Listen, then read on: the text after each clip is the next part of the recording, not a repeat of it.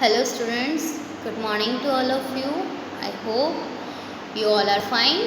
हमने last video में और लास्ट जूम लेक्चर में फर्स्ट चैप्टर हमने स्टार्ट किया था arrival of Europeans in India, और उसमें हमने कहाँ तक देखा था, सी रूट पूरा देखा था, कैसे इंडिया के अंदर अदर कंट्री के लोग ट्रेडिंग के लिए आए और कैसे जो लैंड रूट था वो बंद हो गया, फिर सी रूट फाइंड करने की उन लोगों को ज़रूरत पड़ी। फिर फर्स्ट क्रिस्टोफर कोलंबस इंडिया में आने के लिए निकला, जो इटालियन एक्सप्लोरर था, पहुंच गया अमेरिका, लेकिन फिर भी उसको ऐसा मिसकंसेप्शन था कि वो इंडिया में आ चुका है। वो जब तक ज़िंदा रहा तब तक यही सोचता रहा कि वो इंडिया में है, लेकिन था वो अमेरिका में। इसलिए उस अमेरिका के उस पार्ट के लोग रेड इंडियंस कहलाते थे, और साथ में जो आइसलैंड ग्रुप के लोग थे वो वेस्ट इंडीज़ कहलाते थे।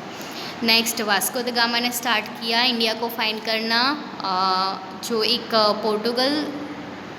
पोर्टुगल से वो बिलोंग करता था।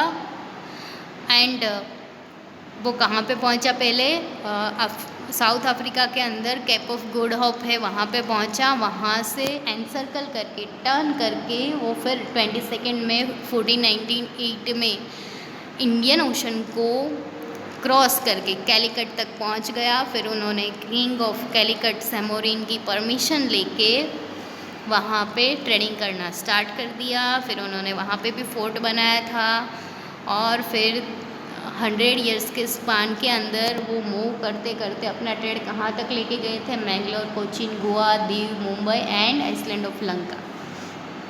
सो the next is end of Portuguese rule, यहाँ से हमारा बाकी है। 17th सेंचुरी के बिगनिंग में ये जो एंटर हुआ था वास्को द गामा, वो 14th सेंचुरी ख़त्म होने आई थी तब एंटर हुआ था। मतलब आप 15th सेंचुरी की स्टार्टिंग में बोल सकते हो। तो 15th सेंचुरी से लेकर 17th सेंचुरी तक पोर्टुगीज़ ने ट्रेडिंग भी किया इंडिया में और रूल भी किया। लेकिन in the beginning of 17th century the Portuguese expanded the trade to Bengal. 17th century के स्टार्टिंग में पोर्टुगीज़ लोगों ने बंगाल में अपना जो भी ट्रेड था वो एक्सपांड किया। At this time the Mughal emperor Shahjahan ruled India from Delhi. इस टाइम पे इंडिया में कौन से मुगल एम्परर रूल कर रहे थे? शाहजहाँ। और कहाँ से बिलोंग करते थे? दिल्ली से। लेकिन जो ये पोर्टुगीज़ लोग थे, पीपल्स थे, उनका जो बंगाली पीपल थे, हमारे इंडिया के पीपल थे, उनके साथ बिहेवियर अच्छा नहीं था। वो वर्स बिहेव करते थे उन लोगों के साथ। इसीलिए the subedar of Bengal complain to Shahjahan about the behaviour of Portuguese. इसीलिए जो सूबेदार ऑफ बंगाल थे, उन्होंने शाहजहाँ को इस बारे में कंप्लेन की कि पोर्टुगीज़ का बिहेवियर अच्छा नहीं है। Thus the fort of Hooghly was demolished and the ships were burned as per the order of the emperor.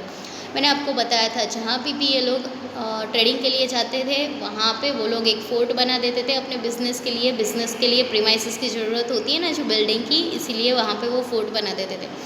तो यहाँ बंगाल में भी उन लोगों ने, पोर्टुगीज़ों ने एक फोर्ट बना के रखा था। वो कहाँ पे था? बंगाल में जो रिवर निकलती है हुगली, उसके रिवर बैंक पे उन्होंने एक फोर्ट बनाया हुआ था।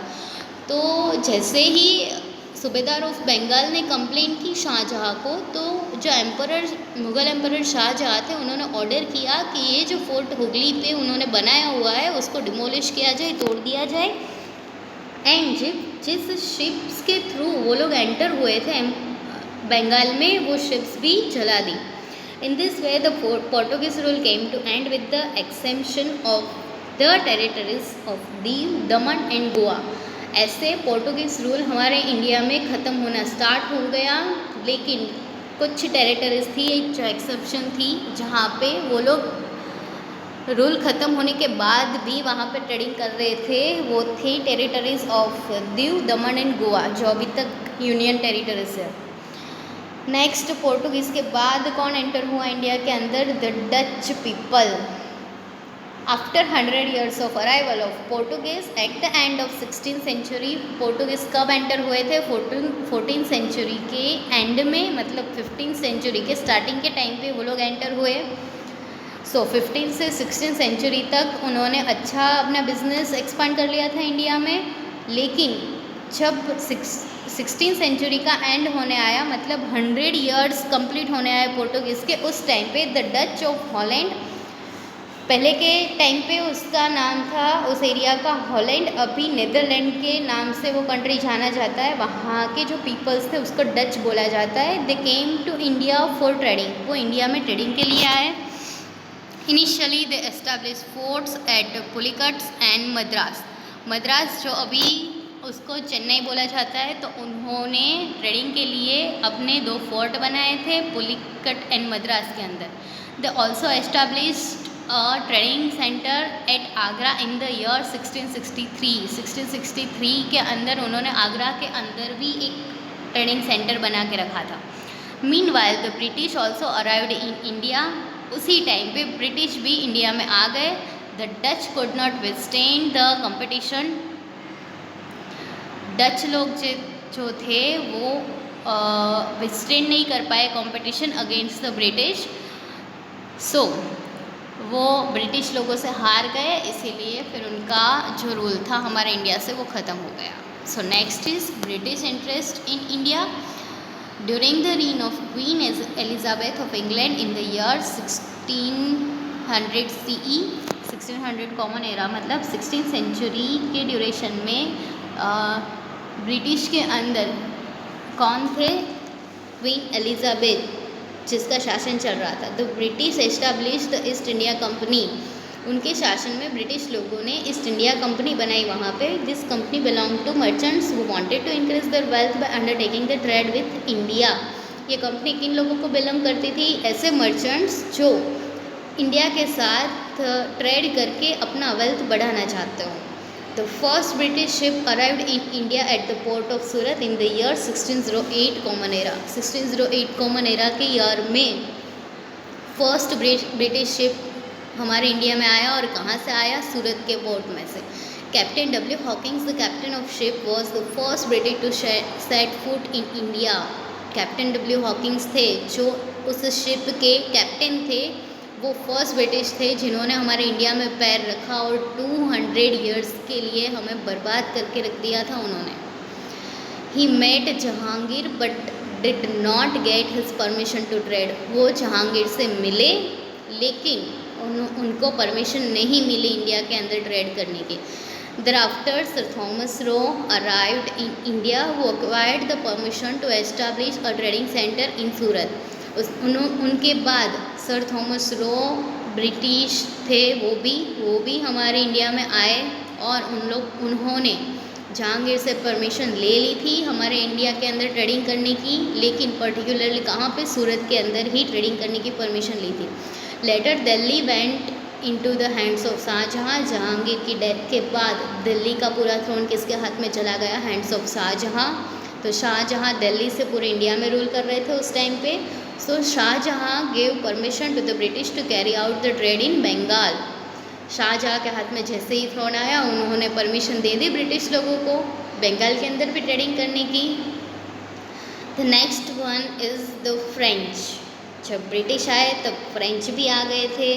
सब लोग हमारी कंट्री में आना चाहते थे ट्रेडिंग के लिए। So the French establish the French east India company. जैसे ब्रिटिश लोगों ने अपनी ब्रिटिशों ने ईस्ट इंडिया कंपनी हमारे साथ ट्रेडिंग के लिए बनाई हुई थी, वैसे ही फ्रेंच लोगों ने हमारे इंडिया के साथ ट्रेडिंग करना चाहते हैं। जो मर्चेंट्स उसके लिए जो कंपनी बनाई थी वो थी the French east India company. In the year 1664 common era the established factories in Surat, Machilipatnam and Puducherry, जो अभी पौंडीचेरी के नाम से जाना जाता है। तो इन तीनों जगह पे उन्होंने अपनी फैक्ट्रीज बनाई हुई थी, Surat, Machilipatnam and Pondicherry. The head of the French company was Joseph Francois Dupleix. वो जो हेड था फ्रेंच कंपनी का, वो had the desire to expand the European role in India. वो डिज़ायर कर रहा था, उनकी इच्छा थी यूरोपियन रोल इंडिया के अंदर एक्सपांड करने की। Thus the French and British stood in competition against each other to became the strongest European company.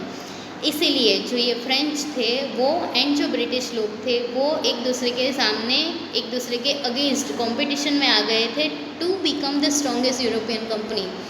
ऐसा कंपटीशन उसमें स्टार्ट हो गया कि कौन सी यूरोपियन कंट्री ज़्यादा स्ट्रॉन्ग है जो इंडिया पे रूल कर सकती है। There were innumerable disputes and battles, and finally the British emerged as the winners.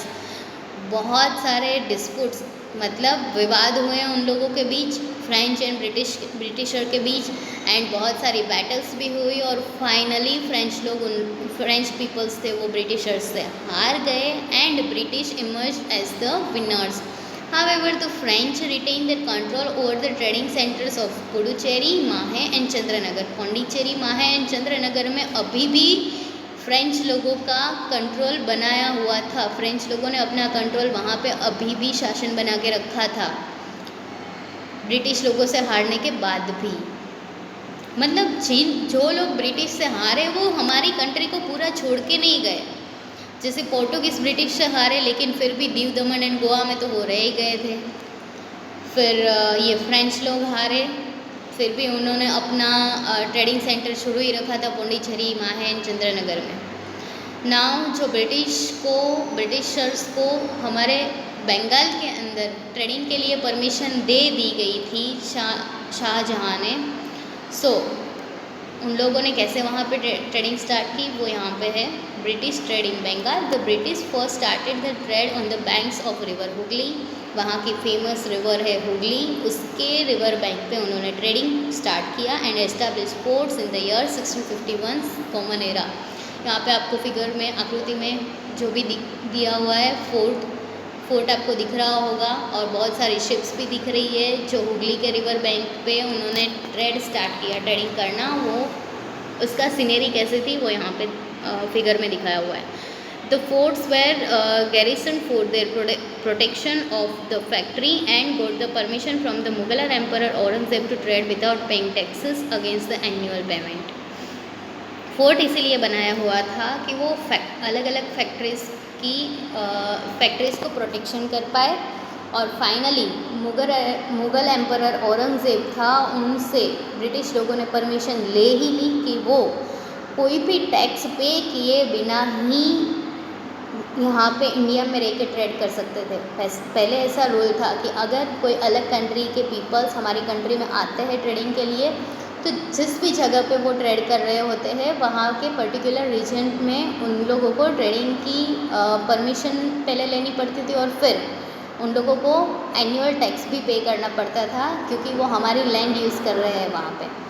लेकिन ये जो मुग़ल एम्परर औरंगज़ेब है उन्होंने तो और भी फ्रीडम दे दी ब्रिटिशर्स को कि आप बिना टैक्स पे किए हुए ही हमारे यहाँ ट्रेडिंग कर सकते हैं.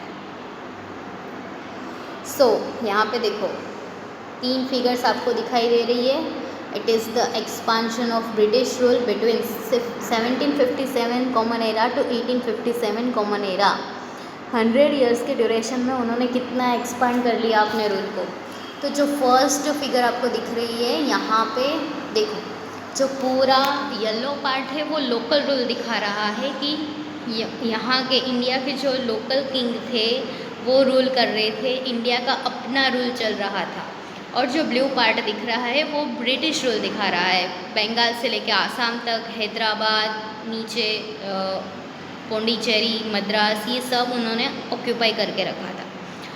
सो ये था 1797 में. नेक्स्ट 1840 के टाइम में, मतलब 50 ईयर्स से भी कम टाइम में उन्होंने बहुत सारा इंडिया अपने अंदर अपने रूल में ऑक्यूपाई कर दिया था. देखो ये आप देख सकते हो.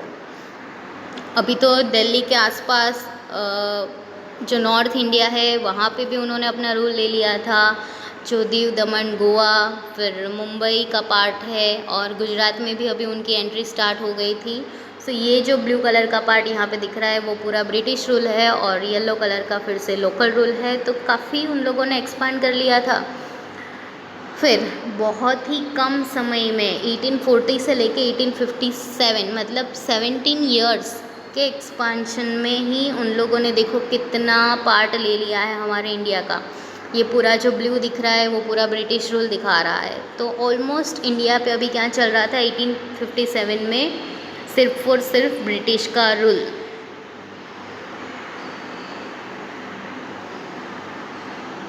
By this time, the East India Company was in race to earn more and more money. इस टाइम पे ईस्ट इंडिया कंपनी रेस में लगी हुई थी ज़्यादा से ज़्यादा पैसे इंडिया में से कमाने के लिए। As per the order passed in Bengal only the company availed the benefit to tax free trading. जैसे बंगाल के अंदर ऑर्डर दिया गया हुआ था औरंगज़ेब ने कि ट्रेडिंग जो भी कर रहे हैं बंगाल में वो टैक्स फ्री कर रहे हैं, लेकिन वो सिर्फ और सिर्फ ईस्ट इंडिया कंपनी को फ्रीडम दी हुई थी।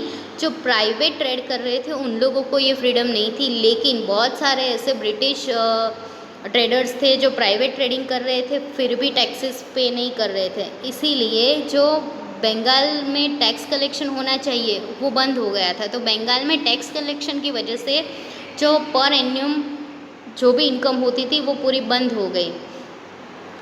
सो नवाब ऑफ बंगाल थे, उनको ये अच्छा नहीं लगा कि उनकी इनकम ख़त्म हो गई है, क्योंकि जैसे ही पर एन्यूम जो अच्छे से टैक्सेस की वजह से इनकम मिल रही थी वो मिलनी बंद हो गई। अभी इनकम बंद हो गई तो नवाब ऑफ बंगाल है जो थे मुर्शिद कुली खान, उन्होंने उनका अपोज किया कि ऐसे हम बिना टैक्स पे किए हुए आपको ट्रेडिंग करने नहीं दे सकते।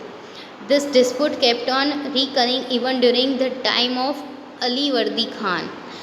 फिर मुर्शिद कुली खान के डेथ के बाद वहाँ का नवाब ऑफ बंगाल कौन बने थे? अली वर्दी खान। उनके टाइम पे भी ये डिस्प्यूट, ये जो विवाद था वो कंटिन्यू रहा था, अभी भी उसका एंड नहीं हुआ था।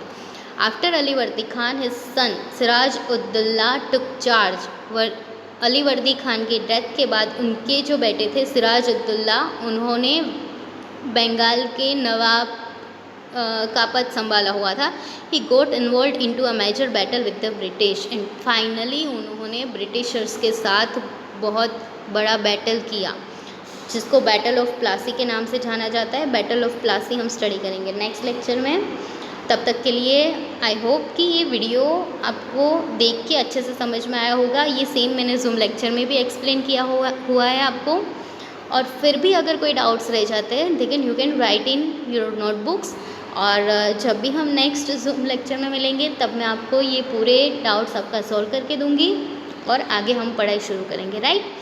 तब तक के लिए bye bye and have a nice day.